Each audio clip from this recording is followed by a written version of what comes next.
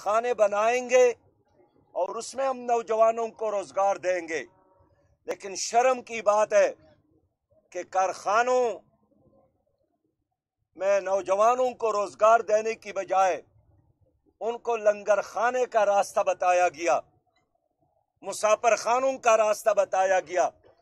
और ये खुद हुकूमत के आदाद व शुमार है कि 70 लाख से ज्यादा लोग नौजवान नशे के आदी हो गए हैं और नशे की लानत में मुसलसल इजाफा हुआ।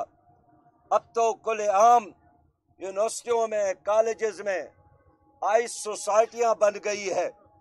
तो पाकिस्तान की असल ताकत एटम बम नहीं है, असल ताकत तो ये नौजवान है। और नौजवानों को हमारी हुकूमतों ने धोखा भी दिया, मायूसियों और अंधेरों के दलदल में भी धकेला गया।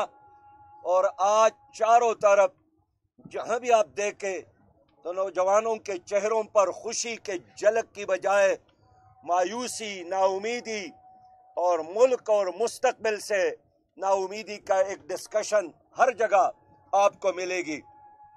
मेरे भाइयों, कौम जानती है कि इस मुल्क में रियासत मदीना के नाम पर कौम को धोखा दिया गया और गुज़श्ता अरसा एक ही काम हुआ और वो यू टर्न का काम, झूठे वादे और झूठे लोग। मैं इसलिए कहना चाहता हूं कि आज का नौजवान सोचता है कि तालीम महंगे क्यों है, जबकि हर हुकूमत ऐलान करती है कि तालीम के बगैर कोई कौम तरक्की नहीं कर सकती। लेकिन क्या आप नहीं जानते हैं कि एक डॉक्टर पर 1 करोड़ का खर्च आता है, एक इंजीनियर पर 1 करोड़ का खर्च आता है। और इतने फीसों में इजाफा हुआ कि अभी एक आदमी ने अपने बच्चों का फीस अदा नहीं किया है कि 30 तारीख आता है और दूसरे महीने का फीस देने का वक़्त शुरू होता है। मैं हैरान हूँ कि जहाँ हुक्मरानों के कुत्ते, उनके लिए मिनरल वाटर तो मौजूद है, फ्रांस के दरामद शुदा शैंपों पर उनको नहलाए जाते हैं, वहाँ नौजवानों के लिए इन हुकूमतों के साथ कोई मंसूबा नहीं है। क्यों? अब देखिए कि माशी और सियासी दहशतगर्दी की वजह से 22 करोड़ आवाम को इन लोगों ने यरगमाल बनाया है। मैं एक मिसाल देता हूँ, बिजली का बिल जब आता है तो उसमें 12 अक़साम के टैक्सेस होते हैं बिजली के अलावा, और एक जुर्माना है जो हर पाकिस्तान हर महीने अदा करता है, खासकर आम पाकिस्तानी और आम शहरी। वैसे भी पाकिस्तान में कानून की पाबंदी गरीब के लिए है, हत्ता कि ट्रैफिक के सुर्ख बत्ती का एहतराम भी गरीब आदमी, आम आदमी करता है, रिक्शे वाला करता है, टैक्सी वाला करता है। अगर किसी के गाड़ी पर पाकिस्तान का झंडा लगा हो, वीआईपी हो, वो हर कानून से बालातर, हर एहतसाब से बालातर। तो इस मुल्क में माशी दहशतगर्दी है, इस मुल्क में सियासी दहशतगर्दी है, और इस वक्त पीडीएम और पीटीआई सियासी और माशी दहशतगर्दों के 2 क्लब बनाए गए हैं। इन्होंने इस कौम को तबाह किया, इन्होंने इस कौम को बेतौकीर किया, इन्होंने आलमी सतह पर पाकिस्तान को तनहा किया कि आज अमरीकी सदर बाइडन भी हमें खतरनाक कहता है। बैनुल-अक़वामी ज़बान में कोई किसी कौम को माँ बाप की गाली नहीं देता है, खतरनाक कहकर, डेंजरस कहकर, नाकाबिल बर्दाश्त कहकर। ये सफारती गालियां हैं जो आज अमरीकी सदर ने हमें दिया है। वजह क्या है? वजह यह है कि पाकिस्तान में गुज़श्ता अरसों में पीटीआई और पीडीएम ने जो हुकूमतें की है, इन्होंने कौम को बेतौकीर किया, पाकिस्तान को आलमी सतह पर तनहा किया। और ये वो लोग हैं جو آئین کو نہیں مانتے، یہ وہ لوگ ہیں جو عدالتوں کو نہیں مانتے. ان کے مس مینجمنٹ، ان کے کرپشن، ان کے بد انتظامی اور ان کے جعلی فیصلوں کی وجہ سے آج ہماری قوم پاکستان دنیا میں غریب ترین اقوام میں شامل ہے. حال یہ ہے کہ اللہ تعالیٰ نے ہمیں سب کچھ دیا ہے. ان لوگوں کی وجہ سے، یہ جو ناجائز ٹیکسز ہے، ان لوگوں کی وجہ سے، پی ڈی ایم اور پی ٹی آئی کی وجہ سے، آئی ایم ایف کے قرضے پی ڈی ایم اور پی ٹی آئی کی وجہ سے، روپیہ کی بے قدری پی ڈی ایم اور پی ٹی آئی کی وجہ سے، ملک میں سودی نظام، لعنتی نظام، یہودی نظام، ان کی وجہ سے گلی اور کوچوں میں خواتین کے بے حرمتی، اجتماعی عصمت دری پی ڈی ایم اور پی ٹی آئی کی وجہ سے، اداروں کے ناکامی پی ڈی ایم اور پی ٹی آئی کی وجہ سے. آج عدالتوں میں انصاف نہیں ہے. خود ججز کہتے ہیں کہ ہماری عدالتوں میں انصاف نہیں ہے. آج اس ملک میں قومی اسمبلی میں قانون سازی نہیں ہوتی. آج ہمارے ملک کے جو ادارے ہیں وہ عوام اس کو ایک بوجھ محسوس کرتے ہیں. میرے پیارے بھائیوں، یہی حکومتیں ہیں پی ڈی ایم اور پی ٹی آئی. میں اس لیے دونوں کا نام لیتا ہوں کہ پنجاب میں پی ٹی آئی کی حکومت،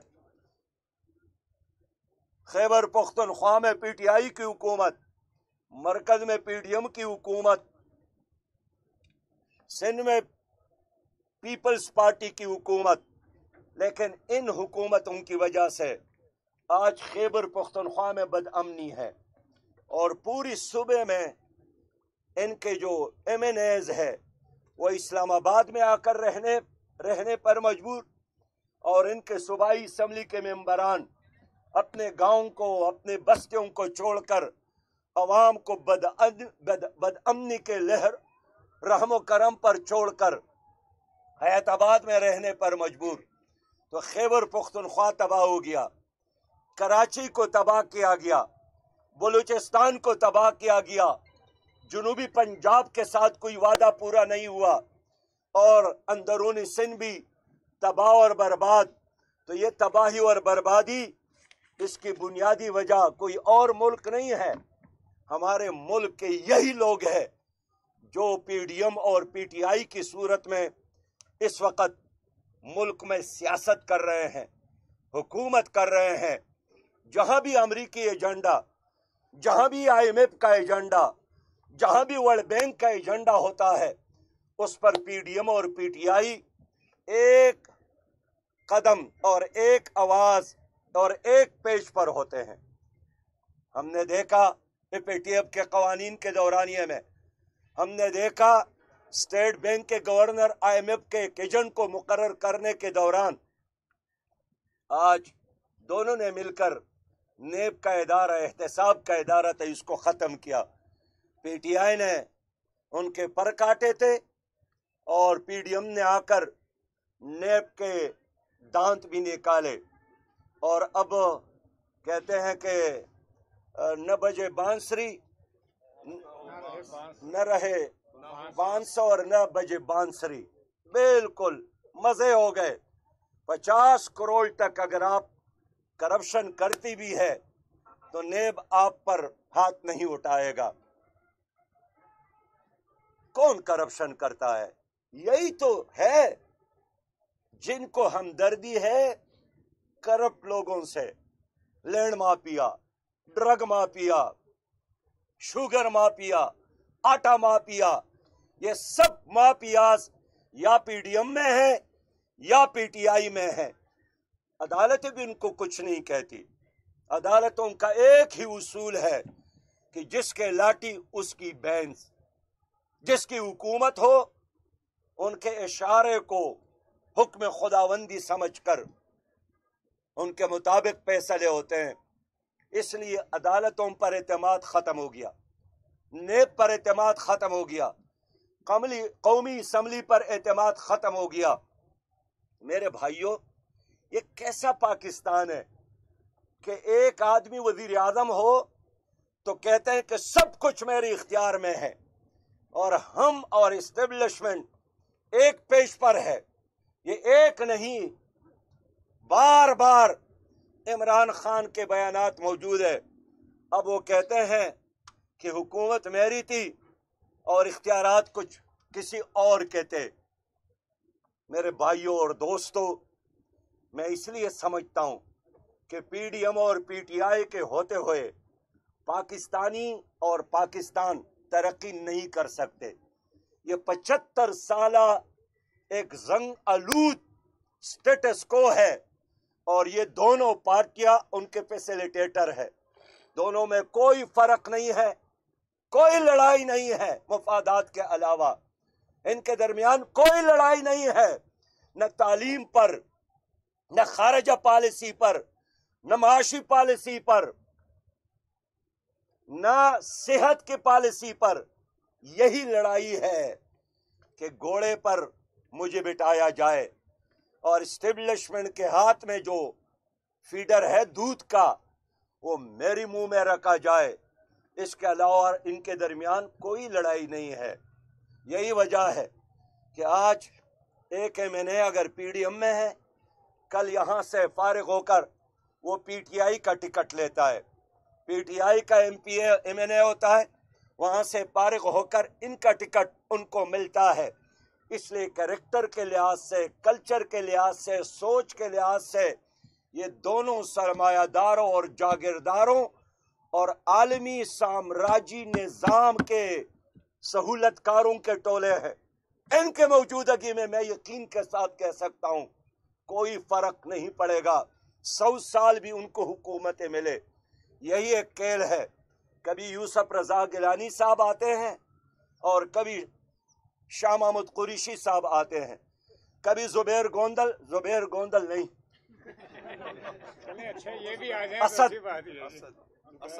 اسد عمر آتے ہیں، اور کبھی زبیر عمر آتے ہیں۔ دونوں میں کیا فرق ہے؟ گھر ایک، پراپرٹی ایک، عزت ایک، راتوں کے مشورے اور صبح عوام کے لیے دھوکے کا ایک نیا پلان اور منصوبہ۔ اس لیے میرے دوستو، میرے بھائیوں، آئین کو بھی انہوں نے گھر کی لونڈی بنائی ہے، جیسا چاہتا ہے ویسا ہی ان کے ساتھ یہ لوگ کرتے ہیں۔ میں اس لیے عرض کرنا چاہتا ہوں، ہمارے اوورسیز پاکستانیز ہے، وہ ہمیشہ خواب دیکھتے ہیں کہ حکومت چلی گئی، نئی حکومت آ گئی، وہ ہمارے لیے پاکستان کو ایک ویلفیئر خوشحال پاکستان بنائے گا۔ لیکن جیسا وہ اسلام آباد کی ایئرپورٹ پر قدم رکھتے ہیں تو پہلے مرحلے میں ان کے بریف کیس کی تلاشی اور ان کو لوٹنے کا سامان ہوتا ہے، وہ اپنے آنے پر پشیمان رہتا ہے۔ حل کیا ہے ان مسائل کا کہ جب ایوانوں میں قانون سازی نہیں ہے، جب عدالتوں میں انصاف نہیں ہے، جب ہاسپٹل میں غریب کے لیے علاج نہیں ہے، جب تعلیمی اداروں میں غریب کے لیے تعلیم کا کوئی انتظام نہیں ہے، علاج کیا ہے؟ علاج اس ملک میں نظام مصطفیٰ ہے، میری جان جماعت اسلامی۔ علاج اس ملک میں لا الہ الا اللہ محمد الرسول اللہ کا نظام ہے۔ پی ڈی ایم اور پی ٹی آئی والے بھی اسلام کا نام لیتے ہیں، لیکن ٹچ دیتے ہیں کہ اسلام کو ٹچ دینا چاہیے، اسلامی نظام کے لیے تیار نہیں ہے۔ 75 سالوں سے عوام کے ساتھ یہی کچھ ہو گیا، کبھی روٹی کپڑا اور مکان کے نام پر، کبھی سب سے پہلے پاکستان کے نام پر، کبھی ہم ایشین ٹائیگر بنائیں گے پاکستان کو اس کے نام پر، کبھی تبدیلی کے نام پر، کبھی مدینہ کی اسلامی ریاست کے نام پر۔ وہی پرانے اور ایک ہی کلب کے لوگ ہیں، رنگ اور جھنڈا اور نام تبدیل کر کے عوام کو لوٹتے ہیں۔ میں آج پوچھنا چاہتا ہوں مینار پاکستان پہ کہ کیا اس ملک میں قانون اور آئین کی حکمرانی ہے یا افراد اور خاندانوں کی حکمرانی ہے؟ میں پوچھنا چاہتا ہوں مینار پاکستان کے سائے تلے کہ آیا پاکستان جو قائد اعظم نے بنایا تھا اور لاکھوں اور کروڑوں نے جدوجہد کی تھی، یہ ان مافیاز کے لیے بنایا تھا جو ایسٹ انڈیا کمپنی کے غلام، جو انگریز کا بوٹ پالش کرنے والا، جو ان کا گھوڑا مالش کرنے والا، یا انہوں نے وعدہ کیا تھا کہ ہم پاکستان کو ایک ویلفیئر اسلامی پاکستان بنائیں گے۔ میرے بھائیوں اور دوستوں، میں نے اس لیے آج آپ کو تکلیف دی ہے کہ ظلم اور جبر کو برداشت کرنا یہ ظلم میں شرکت کے مترادف ہے۔ ظلم پر خاموش رہنا یہ بہت بڑی منافقت ہے، اور میں اس لیے آج مینار پاکستان آیا ہوں کہ جہاں سے قائد اعظم محمد علی جناح نے قرارداد پاکستان پاس کروا کر پاکستان کے عوام کے لیے جدوجہد کی تھی، میں اس جدوجہد کو منزل تک پہنچانے کا خواب دیکھ رہا ہوں۔ میں نوجوانوں کو امید دلا رہا ہوں کہ پاکستان نہیں ٹوٹے گا، پاکستان قرضوں سے نجات حاصل کرے گا۔ ہمارے کروڑوں لوگ باہر جا کر عربستان کے ریگستانوں میں اپنی زندگی گزارنے کی بجائے ہم ایک ایسا پاکستان آپ کو دیں گے کہ لوگ یہاں آ کر نوکریاں کرنے پر مجبور ہوں گے۔ میں نے اس لیے نوجوانوں کو آگے لانے کا فیصلہ کیا ہے۔ ہم چاہتے ہیں کہ پاکستان کا نوجوان باصلاحیت ہے، ان کو ایوانوں میں ہونا چاہیے۔ اب نوجوانوں کو ایک موقع ملنا چاہیے، اب نوجوانوں کو فیصلے کے فورم میں شریک ہونا چاہیے۔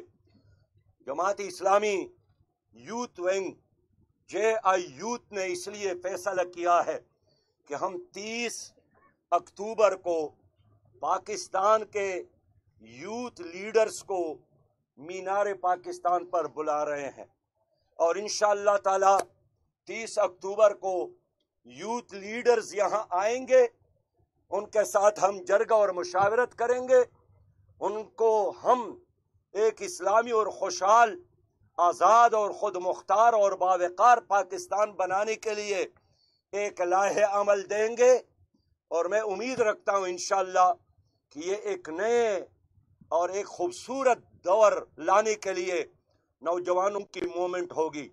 میں نوجوانوں کو یہی پیغام دینا چاہتا ہوں کہ مایوس ہونے کی ضرورت نہیں ہے۔ پاکستان کو اب بھی آپ لوگوں کی ضرورت ہے، پاکستان کو اب بھی آپ ہی بچا سکتے ہیں۔ ان لوگوں کے اندر اگر صلاحیت ہوتی تو PDM اور PTI کے لوگوں نے ایک نہیں بار بار حکومت ہی کی ہے، یہ نہیں کر سکتے ہیں۔ یہ کیسا نظام ہے؟ کہتے ہیں حکومت پاکستان بہت غریب ہے، 74 سے زیادہ وزیر اور مشیر ہے، کیا یہ انصاف ہے؟ میرے دوستوں اور میرے بھائیوں، یہ سنگ دل لوگ ہیں، اور سنگ بھی تھوڑا سا نرم ہو جاتا ہے، ان کا دل پولاد سے بھی زیادہ سخت ہے۔ یہ آپ کے نہیں ہے، یہ استعمار کے غلام ہیں، ان کے ساتھ کوئی ایجنڈا، کوئی پروگرام نہیں ہے۔ یہ اپنی پراپرٹیز میں اضافہ، اپنے آئندہ نسلوں کے لیے دولت جمع کرنا، اور یہی وجہ ہے کہ یہ احتساب نہیں چاہتے۔ میں آج بھی دعوے کے ساتھ کہہ سکتا ہوں کہ اگر اس ملک میں حقیقی احتساب ہوا تو PDM اور PTI کے اکثر ارکان اور لیڈر جیل میں ہوں گے۔ اب وہ وزارتوں میں نہیں ہوں گے، جیلوں میں ہوں گے، لیکن ایک وقت آئے گا انشاءاللہ کہ یہاں احتساب ہوگا اور حقیقی احتساب ہوگا، یہاں عدل اور انصاف ہوگا اور نظر بھی آئے گا، یہاں عام اور غریب آدمی کو ان کے صلاحیت کے مطابق آگے بڑھنے کا موقع ملے گا۔ یہ کیسے لوگ ہیں؟ یہ تو کرکٹ گراؤنڈ تک نہیں دے سکے، لوگوں کو صاف پانی تک نہیں دے سکے، لیکن ان کے لیے سب کچھ موجود ہے۔ تو میں آپ سب کا شکریہ ادا کرتا ہوں، اور انشاءاللہ تعالی 30 اکتوبر کو ہم یہاں 3 بجے ملیں گے، ایک نئے عزم، نئے ولولے کے ساتھ۔ شب گریزاں ہوگی آخر جلوہ خورشید سے، یہ چمن معمور ہوگا نغمہ توحید سے۔ وآخر دعوانا الحمدللہ۔ میری جان جماعت صاحب آج کل جو ہے وہ آڈیو لیک کافی ساری آ رہی ہے، تو آپ کا کیا خیال ہے کہ یہ کون لوگ ہیں جو اس کو لیک کرتے ہیں، اور کیا ان کے خلاف کارروائی نہیں ہونی چاہیے کہ وزیر اعظم کا فون ٹیپ کر رہے ہیں وہ لوگ؟ دیکھیے، اس وقت پاکستان میں جو لیکس کی سیاست ہو رہی ہے یہ بھی عوام کے لیے نہیں ہے. اس لیکس کے نتیجے میں کم از کم ان کے جو کالے چہرے ہیں وہ لوگوں کے سامنے بے نقاب ہو گئے، اور یہ تو معلوم ہوا کہ اگر یہ اپنی باتوں کی حفاظت اور سیکیورٹی نہیں کر سکتے، وہ ملک اور قوم اور اٹمی صلاحیت کی کیا تحفظ کر سکیں گے؟ یہ ماؤں اور بہنوں اور بیٹیوں کی عزت اور عصمت اور چادروں کی کیا حفاظت کر سکیں گے؟ یہ ہماری قوم کی غیرت اور مسجد اور محراب اور مینار کی کیا حفاظت کر سکیں گے؟ یہ خود میں کہنا چاہتا ہوں کہ ان لوگوں کے ہوتے ہوئے ہمیں کسی اور دشمن کی ضرورت نہیں ہے. یہ آستین کے سانپ ہیں جو ایوانوں میں اور سیاست میں موجود ہے، اور یہی وہ چراغ ہے جس سے ہمیشہ گھر کو آگ لگ جاتی ہیں. تو ان لوگوں کا علاج کرنا اب نوجوانوں کا کام.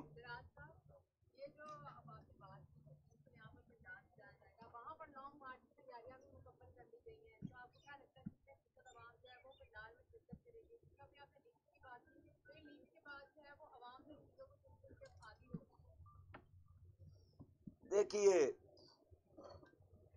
پاکستانی قوم نے ان کے مارچز کو دیکھا ہے اور ان کے مقاصد بھی قوم جانتی ہے.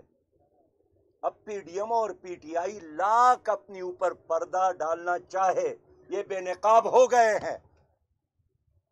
اب نیا زمانہ، نئی قیادت، اور ہم چاہتے ہیں کہ یہ نئی قیادت اس ملک میں نوجوانوں کی ہو، اس لیے ہم نے ان کو یہاں لانے کا فیصلہ کیا. انشاءاللہ لوگ 30 اکتوبر کو مینار پاکستان کی طرف آئیں گے.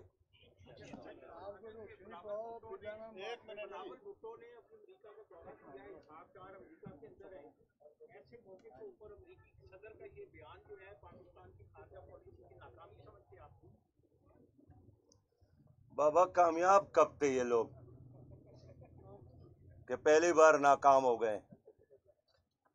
یہ تو وہاں جا کر میرے علم میں ہے، کوشش کرتے ہیں کہ امریکی صدر اگر ہمارے ساتھ ایک تصویر بنا لے، اس کو بھی عمرہ اور حج سے زیادہ ثواب سمجھتے ہیں اور اس کو کامیابی سمجھتے ہیں. اس لیے غلام ہیں، ابن غلام ہیں، ان سے کوئی خیر کی توقع رکھنا یہ جہالت ہے.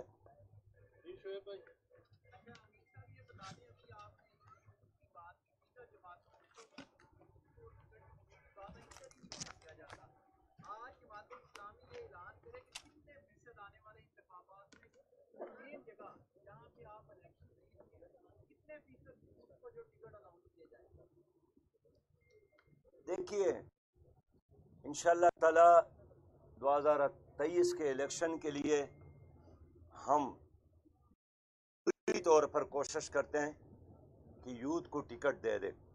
ابھی بلدیاتی الیکشن میں ہم نے اکثریت ٹکٹ یوتھ ہی کو دے دی ہے، اور بعض نوجوانوں کو ہم 30 تاریخ ہی کو ٹکٹ الاٹ کریں گے، اور یہ ایک آغاز ہوگا. بہت شکریہ جی، مہربانی. جو بائیڈن نے جو بیان دیا ہے اور اس کی عمر 78 سال ہے، اور جانسن نے بھی بیان دیا اس کی عمر بھی 75 سال ہے. کیا اس عمر میں بیٹھی باتیں کرنے جاتے ہیں لوگ؟ دیکھیے، 78 سال کا ہونا جرم نہیں ہے. اگر 20 سال کا آدمی بھی غلط بات کرتا ہے اس کو بھی مسترد کرنا چاہیے. آج کا میں ضرور اس کے لیے تعزیت کرنا چاہتا ہوں نور محمد مسازئی، جو کل شہید ہو گئے. پوری قوم اس کے غم میں شریک ہے. نور محمد چیف جسٹس تھے وفاقی شرعی عدالت کا، ایک اصول پسند آدمی تھے. انہوں نے سود کے خلاف تاریخی فیصلہ دیا، لیکن یہ المیہ ہے کہ اس ملک میں چور محفوظ ہے، اس ملک میں ڈاکو محفوظ ہے، غدار محفوظ ہے، لوٹ مار کرنے والا محفوظ ہے، ملک کے خلاف سازش کرنے والا محفوظ ہے، لیکن اس ملک کا ایک اصول پسند دیانتدار جج محفوظ نہیں ہے۔ پوری قوم ان کی شہادت پر، ان کی رحلت پر اور ان کی اسی طرح مظلومانہ موت پر بے حد افسوس کا اظہار کرتی ہے۔ بہت شکریہ۔